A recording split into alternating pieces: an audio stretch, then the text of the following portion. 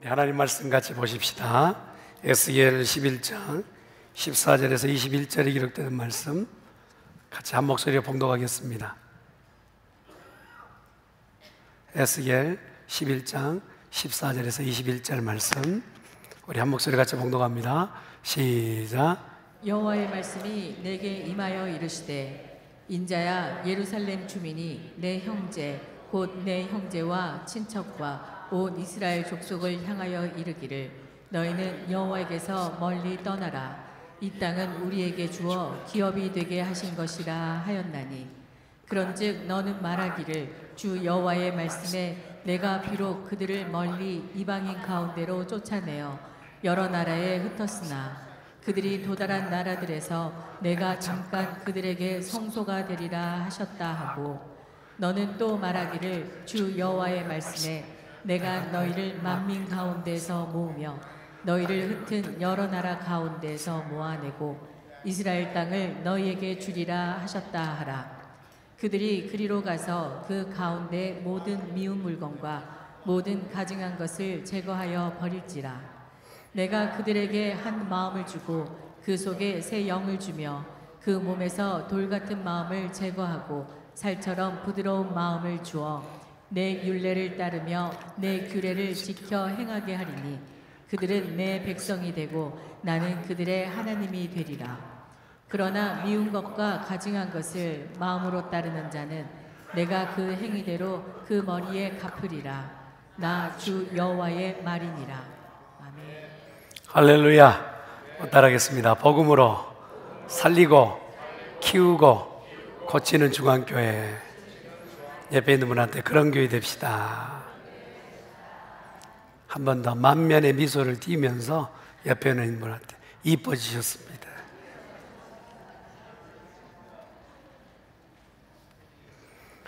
오늘 본문은 에스겔 선지자가 예언한 내용이죠. 에스겔 선지자는 본래 사독 가문의 출신입니다. 그러니까 제사장 가문 가운데서 사독이라는 그런 이제 가문이 있는데, 나중에 이게 사두개인의 유래가 됩니다. 신약에 오면 사두개인의 유래가 되는데, 유명한 제사장의 후손이죠. 예전에는 제사장도 세습이 되어서 아버지가 제사장이면 그냥 당연지사 자녀들도 그렇게 세습적으로 제사장이 되었던 것이죠. 지금 현재 에스겔이 25세가 되었을 때 바벨론에 의해서 남유대 예루살렘이 망합니다. 5년만 더 있으면 이제 철통밥토처럼 제사장직을 감당할 수 있는 에스겔에게는 참 앞으로 암담한 일이죠. 25세 때 나라가 망하고 여호야긴 때, 왕은 여호야긴 때 그때 포로로 끌려가게 됩니다. 그러면서 하나님께서는 한 5년여 기간 동안 이스라엘 백성에게 한마디의 말씀이 없으시죠. 유다 나라가 망하고 포로로 잡혀가는 이 상황을 바라보며 바벨론의 생활들 중에서 지금 하나님은 도대체 왜 이렇게 어려움을 주시는가, 또 이 어려움은 무엇 때문인가 하는 포로 기간 끌려가는 동안 계속 에스겔은 질문하지 않았을까 싶어요. 30세에 이제 드디어 포로에 끌려가서 예언자, 선지자 역할을 하면서 22년 동안 그가 예언 일을 합니다. 그래서 52세까지 그의 사역을 얘기하고 그 다음의 얘기는 성경에는 따로 기록하고 있지 않아요. 다만 전설에 숨겨있을 것이다, 뭐 이런저런 얘기가 있지만 그것조차도 성경은 얘기하고는 있지 않습니다. 포로로 잡혀가 끝까지 살아남은 자들에 대한 포로 끝날까지 이야기, 기록을 에스겔이 기록했기 때문에 그 상황을 조금은 전해 듣는 거죠. 그러면서 이제 이스라엘 백성이 완전히 바벨론에 망할 때 예루살렘에 남아있는 사람과 포로로 끌려간 사람과 그리고 70년 후에 다시 되돌아가 남겨진 사람들에 대한 호칭이 좀 달라요. 이렇게 예루살렘에 망할 때 그대로 남겨져 있는 사람을 예루살렘 거류민이라고 합니다. 그리고 포로로 끌려간 사람은 포로민이라 하고, 다시 포로 귀환 때 되돌아오고 남겨져 있는, 바벨론에 남겨져 있는 자를 오늘 기록되어 있는 남은 자를 얘기해요.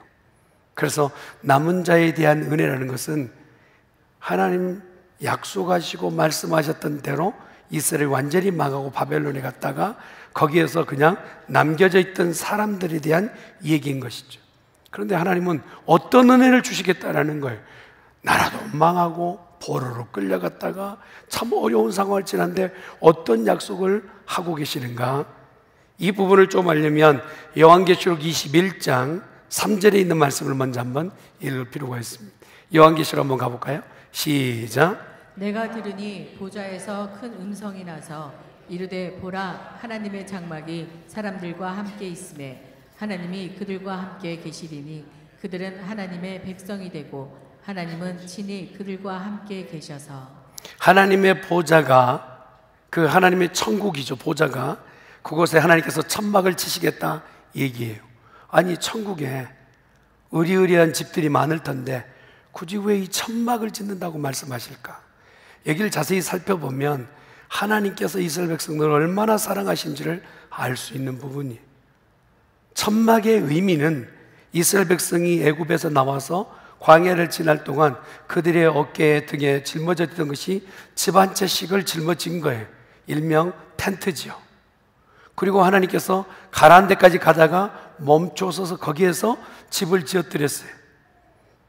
그렇게 해서 진을 이루는데 그 진 사면에 있었던 모든 백성들의 한 중앙에는 하나님도 거기에다가 성막을 지어 계시겠다 말씀하십니다. 이스라엘 백성이 등에 지고 가는 텐트만이 그들의 삶의 모습이 아닌 하나님의 그들과 함께 하시겠다라는 그 말씀을 하고 계시는 거예요. 그러니 이 남은 자들에게 가장 큰 은혜는 뭐냐? 하나님이 우리와 함께 하신다. 여러분 절망 가운데서도 나라 망하고 내일에 대해서 소망할 수 없는 그런 어려운 상황 가운데서도 인생의 가장 큰 은혜는 뭡니까? 하나님이 우리와 함께 하신다는 얘기였어요. 광야를 지날 때 이스라엘 백성들에게요, 지나가는 모든 과정 가운데 하나님이 그들과 함께 하신 것을 한때는 구름 기둥으로, 밤에는 불 기둥으로 보여주세요. 그리고 너희와 함께 하겠다라고는 증거로 성막을 그 가운데 지어 세운 거죠. 하나님이 장막 안에, 성막 안에 계신 것을 보며 이스라엘 백성은 하나님이 우리와 함께 하신다 안도를 하게 되는 것이죠. 여러분, 우리가 하나님의 뜻을 받들어 사는 동안에도요, 여러 고수를 만나게 돼요. 달려가다가 벌어지기도 하고 상황적으로 어려운 일들을 만나기도 하죠. 그럴 때마다 우리에게 다시 일어설 수 있는 은혜는 어떻게 있느냐? 하나님이 우리와 함께 하신다는 거예요. 한번 따라합시다. 하나님이 우리와 함께 하십니다. 오늘 읽었던 말씀 14절에서 16절의 말씀이 본문에 그렇게 소개되고 있어요. 같이 한번 말씀 볼까요? 시작. 여호와의 말씀이 내게 임하여 이르시되 인자야, 예루살렘 주민이 내 형제 곧 내 형제와 친척과 온 이스라엘 족속을 향하여 이르기를 너희는 여호와에게서 멀리 떠나라. 이 땅은 우리에게 주어 기업이 되게 하신 것이라 하였나니 그런즉 너는 말하기를 주 여호와의 말씀에 내가 비록 그들을 멀리 이방인 가운데로 쫓아내어 여러 나라에 흩었으나 그들이 도달한 나라들에서 내가 잠깐 그들에게 성소가 되리라 하셨다 하고. 바벨론이 쳐들어와서 이스라엘 백성이 완전히 망하고 이제 좀 또렷하고 엘리트 그룹은 다니엘과 함께 첫 번째 포로로 끌고 왔어요. 그래서 좀 남겨져 있던 이들 중에서 아직도 남겨져 있는 어떤 엘리트 그룹을 또 2차로 끌고 갈 때에 남겨져 있었던 아까 고류민들이 하는 소리가 너희 이제는 하나님이 너희를 복 안 줘. 너희들은 완전히 망했어 라고 이렇게 자기 같은 민족인데 같은 동포인데 손가락질하면서 저주하는 거예요. 너희가 끌려가는 것은 망했기 때문이야. 하나님의 너희들 관심 두지 않기 때문에 너희는 완전히 망했어 라고 얘기하는 거예요. 그러니 끌려가고 있는 일도 어려운데 자기 형제들에게 이런 얘기를 들었을 때 얼마나 힘들겠어요. 그런 일을 바라보면서 하나님께서 말씀하세요. 내 생각엔 다르다. 내가 너희에게 주는 은혜가 있는데 너희가 어느 곳에 있든지 내가 너와 함께합니다. 예루살렘에 있다든지 광야를 끌려간다든지 아니면 바벨론의 그곳에 거주한다든지 너희가 어느 곳에 있든지 내가 너와 함께합니다. 이게 이스라엘 백성인 지금 이스라엘 백성과 에스겔에 주는 첫 번째 은혜라는 것입니다.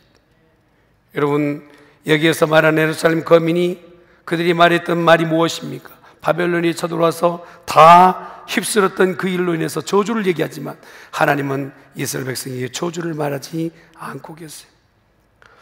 예전에 한 유대 소녀가 독일에 이제 유대인들을 학살하고 이런 때에 부모님은 잡히고 어려운 가운데서 이제 자기 몸을 숨기기 위해서 도망했어요. 근데 도망하여서 왈소라는 지역에 도망하고 그곳에서 몸을 숨겨야 되는데 아무리 찾아도 몸 숨길 만한 곳이 없어요. 그래서 산속에 들어가 굴 속에 숨어들었습니다. 빛 한 점 들어오지 않는 굴 속에 들어가서 그곳에서 이제 숨어있는 장면이에요. 그러다가 자기가 빛이 들어오지 않지만 그래도 바닥에다가 이렇게 메모장에다가 글을 썼나 봐요. 그게 나중에 요하네스 R. 캔딕이라고 하는 이 신학자에게 신학 교수에게 전달됐는데 그 문구가 세 줄로 기록되어 있는데 하나는 뭐냐면 나는 지금 빛나는 태양을 보지 못하지만 밖에는 분명히 태양이 있음을 믿습니다. 내 생활과 삶 가운데 빛이 스며들어오지 않지만 분명히 하나님께서는 아직 이 빛을 감추지 않으셨음을 믿습니다. 억울한 상황, 학살을 당하고 곤욕을 당하지만 하나님이 나와 함께 하신다는 그 믿음에서 한 발도 물러서지 않은 소녀의 글귀를 보는 것이죠. 두 번째 글귀는 이렇게 썼다고 그래요. 이런 험악한 세상에서도 하나님의 사랑이 있음을 믿습니다. 나를 미워하고 어렵게 하고 도망하여서 생명을 부지하고 있는 이런 여건 가운데서도 하나님은 분명히 살아계시고 그 살아계신 하나님은 모두를 사랑하고 있음을 믿습니다. 마지막 세 번째는 이렇게 기록이 있다고 그래요. 지금 하나님은 말씀하지 않고 계시나 이 굴 속에서도 한번 따라합시다. 하나님께서 나와 함께 계심을 믿습니다. 말씀 한 점이 들려지지 않는 암울한 굴 속이지만 하나님은 나와 함께 하심을 믿습니다. 이게 오늘을 사는 신앙인들이 회복해야 될 은혜인 줄 믿습니다. 세상이 오늘 우리가 풍랑처럼 밀려온다 할지라도 그곳 가운데서 하나님이 나와 함께 하신다는 이 은혜를 놓치지 않는다면 그는 늘 승리하는 성도가 될 줄 믿습니다. 한번 따라합시다. 하나님은 나와 함께 하십니다. 옆에 있는 분한테 하나님은 집사님과 함께 하십니다. 한 번 더, 하나님 우리 교회와 함께 하십니다. 이게 우리에게 은혜가 되는 줄 믿습니다. 또한 두 번째 에스겔에 주셨던 은혜는 뭐냐? 17절에서 18절 말씀을 한번 읽을까요? 17절, 18절 시작. 너는 또 말하기를 주 여호와의 말씀에 내가 너희를 만민 가운데서 모으며 너희를 흩은 여러 나라 가운데서 모아내고 이스라엘 땅을 너희에게 주리라 하셨다 하라. 그들이 그리로 가서 그 가운데의 모든 미운 물건과 모든 가증한 것을 제거하여 버릴지라. 남자로서 예수님의 으뜸 가는 제자는 두말할 것 없이 베드로죠. 그런데 한번 생각해 보셨나요? 여자로서 예수님의 으뜸 가는 제자는 누굴까? 여러 인물을 댈 수도 있죠. 그런데 막달라 마리아도 그 중에 들지 않을까요? 그런데 여러분 잘 아시죠? 막달라 마리아는 7 귀신 들렸던 여자였어요. 7이라는 게 카운트에서 하나 둘 셋 넷 다섯여서 7이 숫자가 아닌 머리부터 발끝까지 어느 곳 하나 제정신이 아닌 귀신의 아예 그냥 점령당한 여인이란 뜻이에요. 옷이나 제대로 입었을까? 그의 삶은 아마 동네 아이들에게 놀잇감이 되지 않았을까요? 뒤따르며 돌 던지며 어쩌면 저 사람 귀신 들렸어 하며 던지는 돌에 어쩔 수 없이 맞을 수밖에 없는 상황이지 않았겠어요? 그런 상황 가운데 있었던 이 여인, 말이 아니고 꼴이 아닌 그런 상황, 건강을 챙길 수는 있었겠습니까? 건강도 완전히 망가지고 인간성이 완전히 와해돼 버린 그 상태 말이에요. 자기 생활에는 생활도 없고 가정이란 가정을 꾸릴 수도 없는 다 와해되고 무너져버린 잃어버린 이 상태. 마지막으로 그거 하나 신앙이라도 붙잡아야 되겠는데 이 여인이 지금 귀신에 점령당했으니 신앙이 있다고 말할 수 있겠어요? 다 상실되고 잃어버린 이 여인에게 예수님은 다가오셨죠. 그리고 그 여인을 만나 주셨어요. 예수님을 만나자마자 그 인생의 불행은 끝이 나고 소망과 희망으로 다시 시작되게 되었어요. 인간성은 회복되어지고 생활도 회복되고 가정도 회복되고 무엇보다 믿음이 회복되며 구원이 회복된 줄 믿습니다. 오늘 이스라엘 백성이 다 집도 잃어버리고 전답도 잃어버리고 내 거처했던 삶의 그 경지를 다 잃어버리고 빼앗겼어요. 이들에게 어떤 말이 위로가 될까요? 무엇을 이들에게 주어야 내가 만족합니다 할 수 있겠습니까? 하나님은 에스겔을 통해서 이들에게 말씀하신 거예요. 하나님은 말씀하시고 하나님은 회복하신다 약속하여 주십니다. 저는 우리 중앙교회 성도들에게 하나님이 허락하신 회복의 역사 있기를 간절히 축원합니다. 영겁보 회복을 얘기하는 것 보니까 회복받을 이들이 많은 것 같아요. 믿음에서 회복받기를 예수님이 축원합니다. 건강도 회복받기를 원합니다. 가정도 회복되는 역사가 있기를 간절히 축원합니다. 막달라 마리아, 그는 회복 위에 놀라운 예수 그리스도의 부활의 산증인으로 살아내게 됩니다. 이전에는 꿈도 꾸지 못할 일이었어요. 자기 삶 가운데서 예수님의 제자가 된다, 예수님의 증언자가 된다 생각지도 못할 일이었지만 하나님은 그에게 회복을 허락하여 주시고 삶의 놀라운 변화를 허락해 주셨다. 예수님에 의하여 잃어버렸던 모든 것을 전부 회복되는 것, 이게 믿는 자에게 주시는 진정한 복인 줄 믿습니다. 예수님이 우리에게 주신 것은요, 잠깐 그냥 눈가림의 회복이 아니에요. 예수님이 우리에게 주시는 것은 완전한 회복이에요. 완전한 회복. 오늘 아까 같이 봉독했던 17절 18절 말씀을 주위에 있는 모든 사람들이 비아냥대며 내가 다시 일어서겠어, 다시 너희가 권상하겠어 말했지만 예수님을 만났던 우리 여인처럼 하나님께서 이 이스라엘 백성에게 이란 약속을 허락해 주셔서 그 일을 이루셨다는 것을 보게 됩니다. 하나님 앞에 끝까지 믿음을 가지고 자리를 지키는 자에게는요, 회복을 경험하게 돼요. 여러분 믿음의 자리 있다면 그 자리를 지켜내는 성도가 되기를 예수님은 축원합니다. 상황은 여건은 어느 때 매몰차게 밀려올 때가 있어요. 그것 때문에 우리가 휘바람에 날아가듯 그냥 겨처럼 날아가는 것이 아니라 믿음의 경건하여서 서 있기만 한다면 하나님은 모든 것을 회복시키신다 말씀하세요. 세 번째 오늘 약속을 주신 것은 뭐냐? 19절에서 21절에 기록되는 말씀인데 우리 같이 한번 읽어볼까요? 말씀 읽습니다. 시작. 내가 그들에게 한 마음을 주고 그 속에 새 영을 주며 그 몸에서 돌 같은 마음을 제거하고 살처럼 부드러운 마음을 주어 내 율례를 따르며 내 규례를 지켜 행하게 하리니 그들은 내 백성이 되고 나는 그들의 하나님이 되리라. 그러나 미운 것과 가증한 것을 마음으로 따르는 자는 내가 그 행위대로 그 머리에 갚으리라. 나 주 여호와의 말이니라. 하나님께서는 포로된 백성들 전부를 다 변화시켜 주셨어요. 많은 기적들을 보죠. 어느 때는 병치료 받기도 하고 또 이렇게 교통사고로 어려웠던 이가 회복되는 일들도 보죠. 그런데 가장 큰 변화와 기적은 뭐냐? 사람이 변화되는 겁니다. 사람 참 변하지 않습니다. 그 습성, 그 기질 잘 안 변해요. 그러나 예수 그리스도를 진정으로 만나고 하나님의 약속에 내비침 받게 되면 그의 인생은 전폭적으로 바뀌게 된다. 오늘 보니까 뭐라고 얘기냐? 내가 한 마음을 주고 한 영을 주겠다고 말씀하세요. 그 영은 성령을 얘기하는 겁니다. 내가 지금은 참 비참한 상황 가운데 끌려가지만 내가 약속하마 너에게 영을 부어주리는데 네 마음이 완악하고 그냥 딱딱했던 마음이 보들보들 유들거리해서 너희 마음이 말랑말랑해지겠다라는 거. 꼭 잘 갈아엎어져 있는 밭처럼 무슨 씨앗을 뿌려도 그곳에 열매 맺는 밭이 되는 것처럼 그런 심령이 되겠다 말씀하십니다. 이건 작은 약속이 아니에요. 지금 신분 자체가 포로로 끌려와 있던 이스라엘 백성에게 영을 받고 하나님이 그와 함께 하신다면 그는 자유민이 되기 때문에 그렇다는 신분의 완전한 변화를 약속해 주고 계시는 것이지. 사랑하는 성도들이여, 어려운 이민 생활과 또한 경제적 어려움을 지나는 우리들에게 하나님의 은혜가 필요한 줄 믿습니다.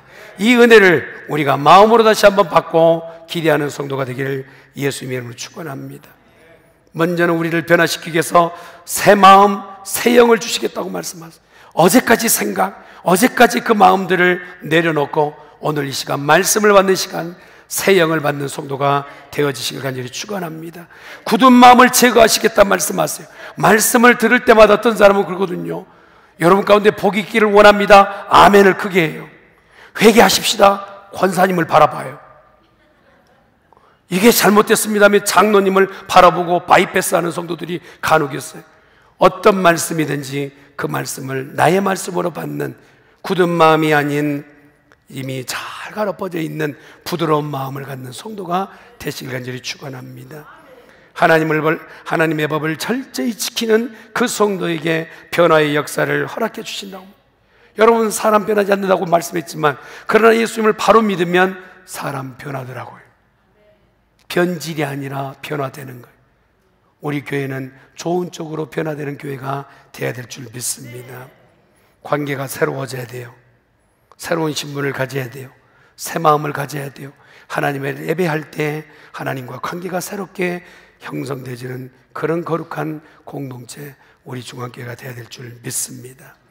예수님의 부활의 기적, 그보다 더 큰 기적은 내가 변하여 새 사람 되는 거예요. 여러분, 예전에는 포로민이었어요. 끌려다니는 인생이었어요. 그런데 하나님께서 그들에게 새로운 신분을 약속해 주셨어요. 그래서 그들은 이제 자유민이 되어지는 신분이 되었던 것입니다. 남은 자의 받은 은혜 가운데 우리가 꼭 기억해야 될 것은 포로로 끌려왔다 다시 되돌아가지 않고 그들이 받았던 은혜는 하나님 우리와 함께 하시며 우리를 회복시켜 주시며 새롭게 되진 새 사람이 되는 은혜가 남은 자가 받는 은혜인 줄 믿습니다. 이런 은혜를 받으려면 우리 마음판에 말씀이 들려져야 돼요. 에스겔이 5년 동안이나 답답하게 하나님께서 말씀을 전하지 않아요. 그런데 사람들의 소리는 왕왕 있단 말입니다. 포로로 끌려갈 때 아까 분위기를 말씀드렸잖아요. 주위에 있는 사람은 매일 반으로 말하는 거예요. 너희는 완전히 다 망했어, 안 돼 하는 말이에요. 그런데 꼭 듣고 싶은 말은 뭐냐? 하나님의 말씀이 듣고 싶은 거예요. 마지막 결정적으로 하나님이 무슨 말씀을 하고 계신지 듣고 싶은 거예요. 그랬더니 오늘 은혜의 시작이 하나님의 말씀으로부터 시작되어지는 거예요. 사랑하는 성도 여러분, 말씀을 들을 때 은혜는 시작되는 줄 믿습니다. 아무리 말씀이 전달되어도 받지 않으면 은혜 받을 수가 없어요. 오늘날까지 세 가지 말씀의 은혜가 우리 가운데 도래하고 와닿으려면 말씀이 들려져야 될 줄 믿습니다. 에스겔에게 14절 보니까 여호와께서 직접 에스겔에게 말씀해 주셨다고 말씀해요. 이 포로가 된 것이 어떤 상황인가요? 우리가 얼마 정도 머물러야 될까요? 앞으로 어떻게 되나요? 하나님께서는 숨겨두지 않고 에스겔에게 모든 것을 말씀으로 허락해 주셨어요. 그러면서 읽었던 15절의 말씀을 보니까 예루살렘에 남아있던 모든 자들에게 너희가 선택받은 백성이니 하나님께서 그들의 모든 어려움을 해결해 주시겠다 말씀하신, 하나님이 말씀하셔야 그것의 결말이 되어진 줄 믿습니다. 사람의 말에 휘둘리는 성도 되지 않기를 예수님의 이름으로 축원합니다. 그러면서 말씀을 들으면 곧 따라붙는 게 뭡니까? 약속입니다. 하나님은 말씀 끝에 약속을 꼭 주세요. 오늘 보니까 앞으로 내게 약속을 주는데 어떤 약속을 주겠다 말씀하십니다. 포로의 귀 안에 와서 너희 가운데 모든 가사를 다시 회복받고 너희가 어느 곳에 가든지 흩뿌려진 것 같아 보이지만 다시 너희가 모이는 역사가 있게 되겠다 약속을 주신 거예요. 아직 포로로 끌려가서 앞일을 내다보지 못하는 에스겔에게 되어질 일들을 약속으로 받는 성도에 서 있어요. 18절의 말씀도 보니까 회복된 백성들에게 계속하여 약속을 주시는 것을 보게 돼요. 말씀을 듣되 약속을 붙잡는 성도가 되기를 간절히 축원합니다. 마지막으로 말씀을 마무리 짓게요. 오늘 이렇게 에스겔에 주셨던 남은 자들에게 약속의 마지막 부분은 뭡니까? 남은 자를 향해서 하나님께서는 분명한 계획을 가지고 계신다. 하나님은요, 저와 여러분에게 계획이 있으세요. 아멘. 믿으시면 아멘. 목사님, 내가 인생에 지금 기운 해처럼 됐는데 무슨 저를 향하여 계획이 있을까요? 아니요, 여러분, 모세는 80에 불림받고 120까지 사역했어요. 혹시 100세가 넘으신 분 계시면 아직 여러분 젊으세요. 할렐루야. 그런데 오늘 뭐라고 말씀하십니까? 에스겔에게 앞으로 되어질 비전을 보여주시는데, 사도 요한에게 보여주셨던 비전처럼 구약에는 에스겔에게 앞으로 되어질 일을 보여주셨어요. 되어진 모든 일에 절망과 좌절이었지만 하나님의 말씀을 주시고 너와 함께 하겠으며 회복하겠으며 새 사람 되겠다고 말씀하신 이후에 앞으로 되어질 일을 얘기하셨던 하나님, 이 하나님은 오늘 우리에게도 함께 하실 줄 믿습니다. 회복받을 자를 회복시키시고 새 사람 만들어 주의 비전이 우리의 꿈이 되는 역사가 있게 될 줄 믿습니다. 이런 주인공이 되시기를 간절히 축원합니다. 아멘. 기도하십시다.